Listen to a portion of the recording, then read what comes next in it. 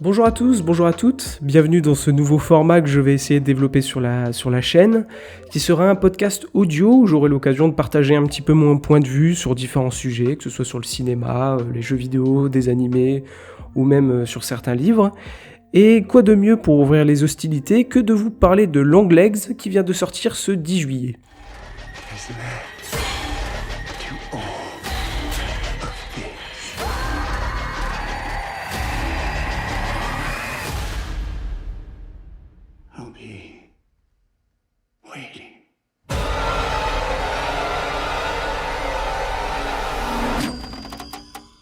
Réalisé et scénarisé par Oz Birkins, qui est un cinéaste que je ne connais pas trop.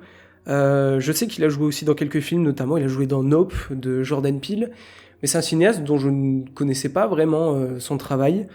Et pour la petite anecdote, ce qui est assez drôle, c'est que c'est le fils de Anthony Perkins, l'acteur qui joue Norman Bates dans Psychose d'Alfred Hitchcock.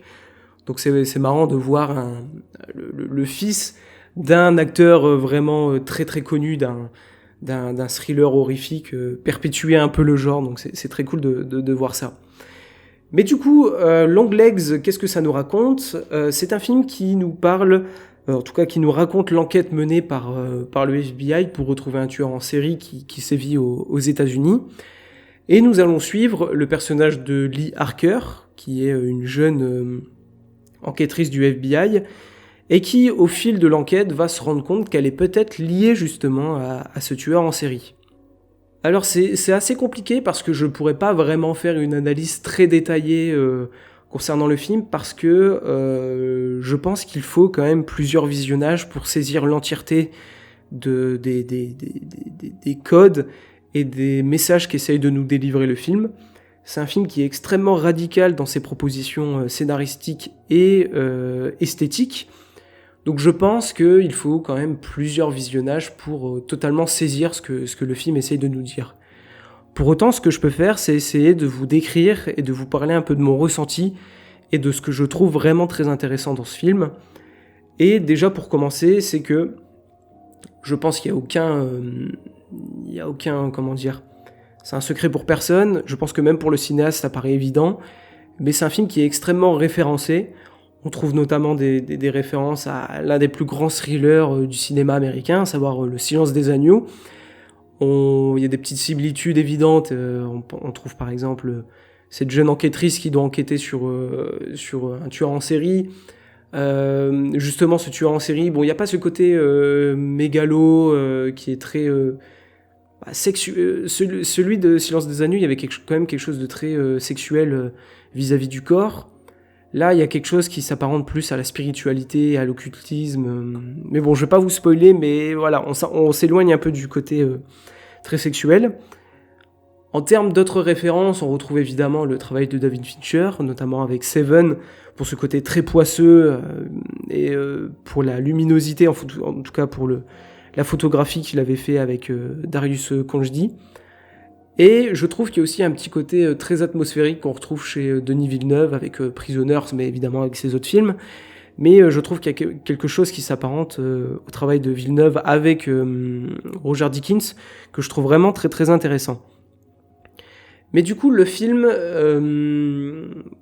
est extrêmement radical dans son parti pris, parce que c'est un film qui est très peu chaleureux.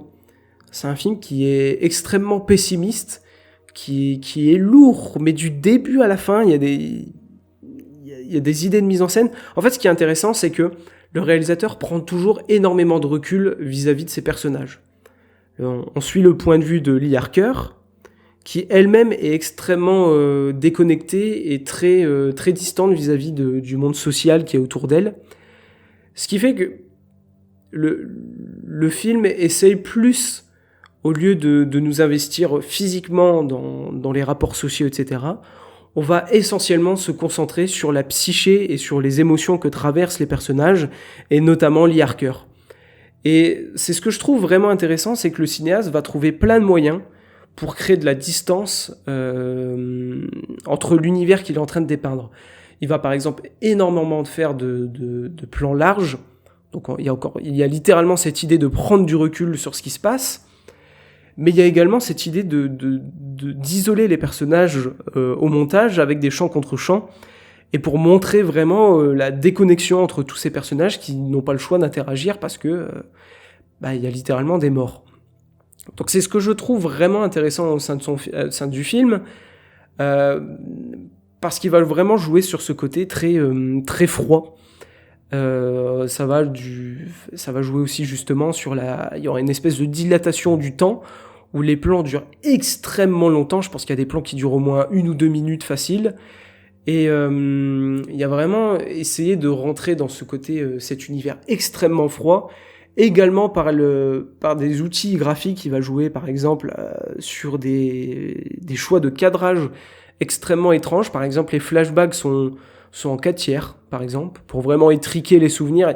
En fait, tout est fait pour qu'on soit extrêmement mal à l'aise et extrêmement anxieux vis-à-vis de ce qu'on voit.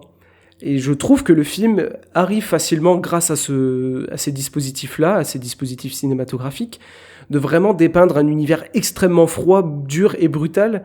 Et ça en va même du côté du son. Le travail du son est excellent dans le film parce qu'il y a vraiment ce côté très violent, très brut. Je trouve que même l'acteur qui joue le policier, enfin l'enquêteur, je ne sais plus son nom, mais même, enfin après j'ai vu le film en VO, donc je pense que la version VF a dû jouer aussi sur ce côté très brutal dans sa voix. Enfin vraiment, le film est extrêmement violent de toutes parts. Même dans les mises à mort, le son, quand il y a des personnages qui meurent, donc évidemment, vu que c'est une enquête sur un tueur en série, il y a des meurtres. Même les meurtres sont extrêmement violents dans leur sonorité, plus que dans le visuel.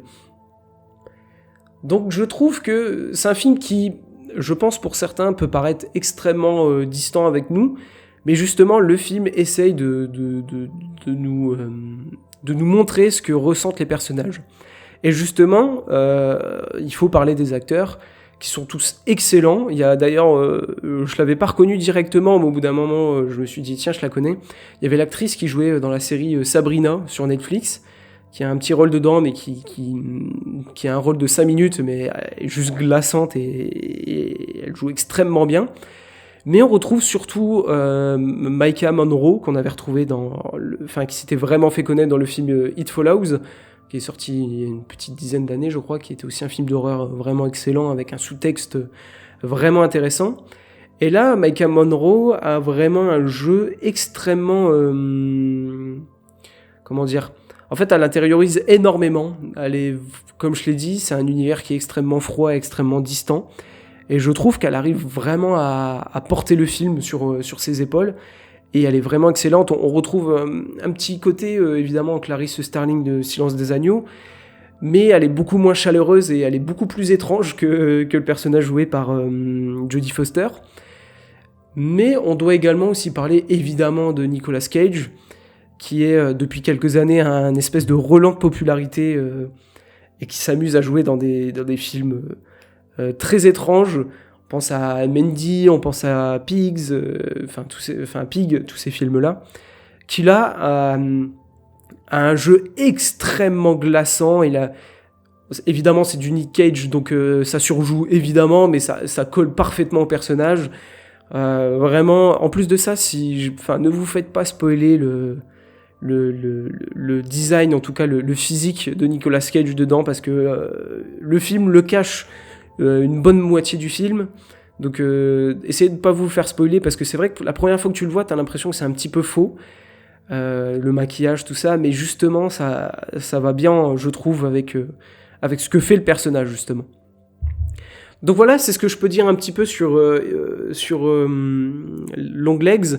C'est pas vraiment une analyse détaillée, mais c'est plus un ressenti. Je trouve que le film fait ce que beaucoup de films d'horreur n'arrivent pas à faire, c'est de créer une sensation anxiogène et il y a très très peu de jumpscares au sein du film, parce que c'est pas ça qui est intéressant. Ce qui est intéressant, c'est l'enquête et de comment on va essayer de choper ce mec.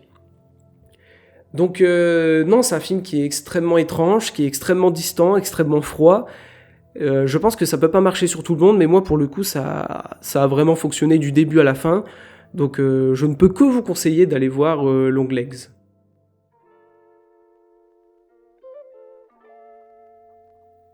Et bien voilà, ce podcast, ce premier épisode va s'achever. Je tenais à vous remercier d'être resté jusqu'au bout. Encore une fois, c'est pas, comme je l'ai dit précédemment, c'est pas une analyse pure et dure où on analyse, où on décortique tous les sens cachés et tous les sens de lecture du film. C'était plus pour vous faire un ressenti et vous donner envie d'aller découvrir le film en salle et dans de bonnes conditions, parce que je trouve que c'est une expérience assez inédite et assez anxiogène, donc n'hésitez pas à aller voir le film. Également, n'hésitez pas à me faire des retours dans les commentaires sur ce premier épisode, si vous avez des petites choses à dire, par exemple, je sais pas, sur ma manière de parler ou sur la qualité du son, donc n'hésitez pas à me faire des petits retours. Et si vous voulez que je parle d'autres films pour les prochains épisodes. Eh bien, c'est tout pour moi, prenez soin de vous et on se retrouve à très vite.